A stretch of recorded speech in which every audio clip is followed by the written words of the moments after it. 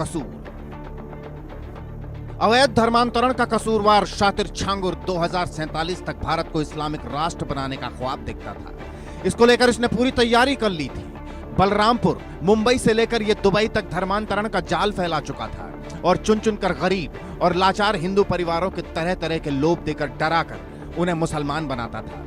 छांगुर ने भारत नेपाल सीमा पर एक दावा केंद्र स्थापित करने की योजना बनाई थी, जिसके लिए विदेशी फंडिंग भी मिलनी शुरू हो चुकी थी। उसके अनुयायियों ने कई शहरों में इस्लाम धर्म में शामिल होने के सार्वजनिक कार्यक्रम भी आयोजित किए थे और धर्मांतरण के काले खेल के लिए छांगुर और उसके गैंग को विदेश से मिलती थी मोटी फंडिंग, जो 500 से 700 करोड़ के आसपास है।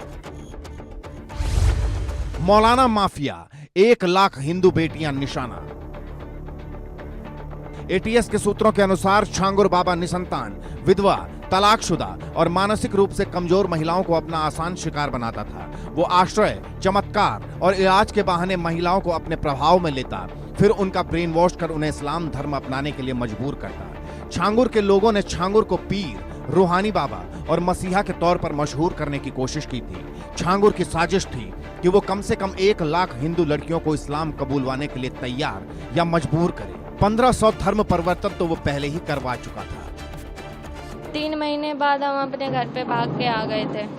पीछे आया था, उसने मेरे पापा को मेरे वीडियो दिखाए थे गंदे, और भी लड़कियों के दिखाए थे अपने मोबाइल में उसने।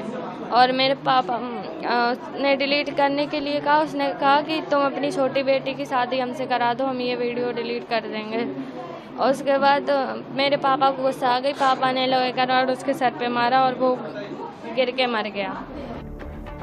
शातिर छांगुर राजनीतिक रसूख वाले लोगों से भी फायदा लेने की कोशिश करता था। दिवंगत माफिया मुख्तार से उसके संबंधों की बात पहले ही सामने आ चुकी है। बलरामपुर में छांगुर का दिवंगत माफिया अतीक अहमद से भी गहरा संबंध सामने आया है। वो अतीक के साथ चुनावी मंच साझा करता था।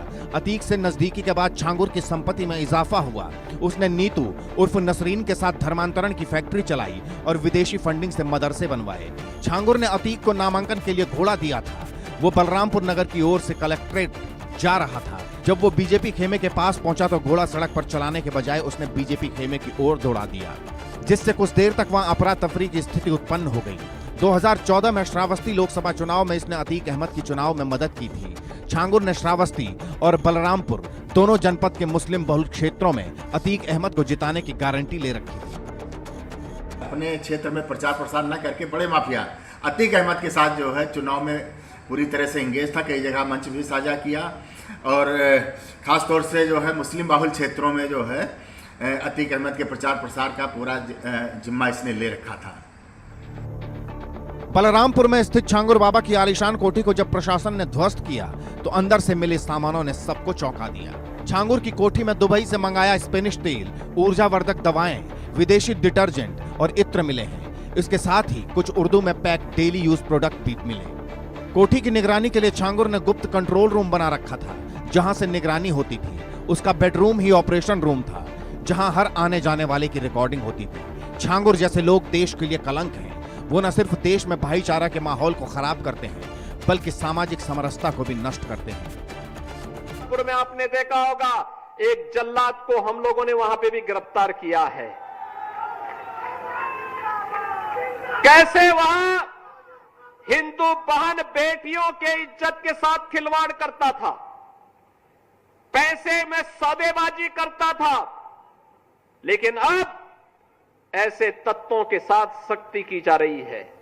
हम समाज को भी टूटने नहीं देंगे, राष्ट्र विरोधी और समाज विरोधी तत्वों को भी चकनाचूर करके रहेंगे।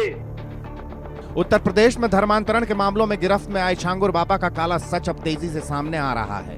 छांगुर बाबा और उसकी सहयोगी नीतू उर्फ नसरीन से पूछताछ चल रही है। रोज नए खुलासे हो रहे हैं और दोनों पर शिकंजा कसता जा रहा है।